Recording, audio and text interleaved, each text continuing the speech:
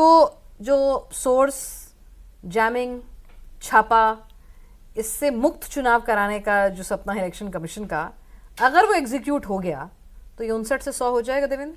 हाँ, सबसे बड़ा चैलेंज इलेक्शन कमीशन के लिहाज से वही है कि क्या इस काम को वो कर पाएंगे। पिछले विधानसभा चुनाव को अगर आप रेफरेंस उठा के देखें तो पिछली बार विधानसभा चुनाव में बीजेपी के पास क्या था कि वो एक माहौल बना रही थी, लेकिन वोटर्स को उसके घर से बूथ तक पहुंचाने का वो सिस्टम नहीं था, अपने वर्कर के हिसाब से भी, और उस तरह से फोर्सेज भी नहीं थे।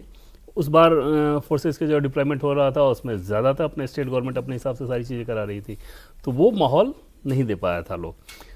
पिछले 5 साल बीजेपी ऐसा नहीं है कि गृहमंत्री अमित शाह ने अभी चुनाव को ध्यान में रख के 1 महीना, 2 महीना, 3 महीना, 6 महीने पहले चुनाव की तैयारी की है। वो पिछले 5 साल उन्होंने बंगाल पे काम कराया है।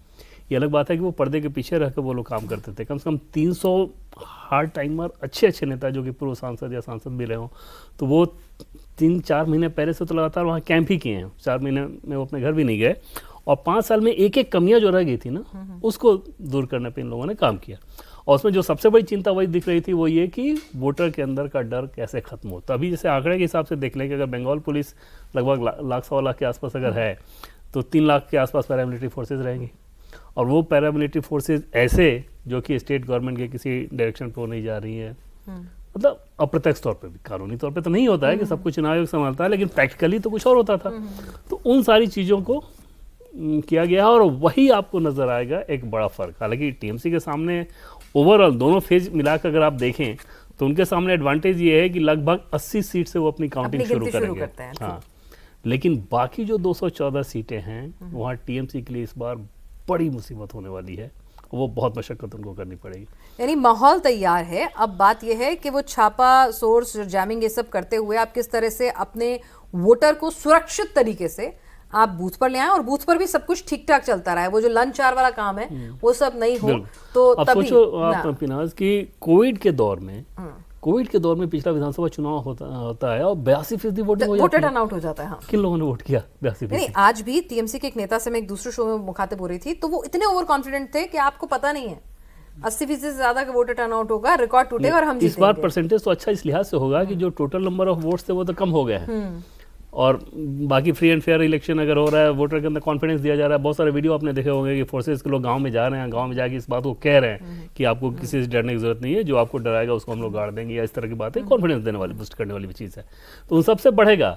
लेकिन कोविड के दौर में 82% वोटिंग, और उसको जब आप उसकी डिटेलिंग किया, जैसे कि कंस्टिट्यूंसी ऐसी है जहाँ पे ममता बनर्जी वाले भवानीपुर की बात बहुत होती है, लेकिन आपको 50, 60, 70 विधानसभा ऐसी मिलेंगी जहाँ पर 30,000, 40,000, 50,000 ऐसे फर्जी वोटर्स थे, उनका कटिंग हुआ है, वो सारे वोट गिरते थे। कुछ डेटा हमने निकाला था आलोक जी, ऐसे कई सीट्स हैं, लगभग अगर हम कुछ तो बिल्कुल ऑन द फेस दिख रही हैं, 12 सीटें लगभग ऐसी थी जहां पर जो वोट कटे हैं और जो जीत हार का जो मार्जिन था उससे ज़्यादा तो वोट कट गए हैं। प्लस फिर जो मुस्लिम बहुल सीटें हैं जहां पर आप मान के चलते हैं कि भाई 50% अगर प्लस मुस्लिम पॉपुलेशन है तो दीदी की जीत पक्की है, वहां पर 1-2 नहीं, किसी सीट पर तो 9, 11, 7 मुस्लिम उम्मीदवार उतारे हुए हैं।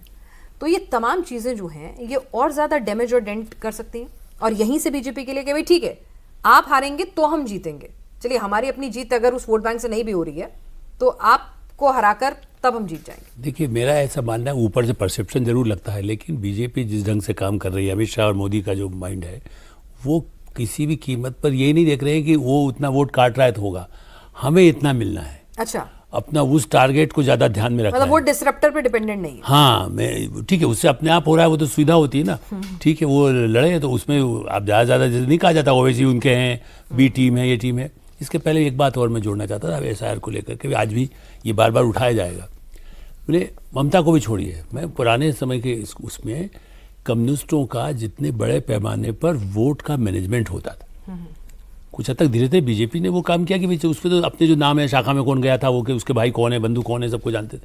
कम्युनिस्टों ने उस तरह से वोटर लिस्ट को वो करते थे मैनेज।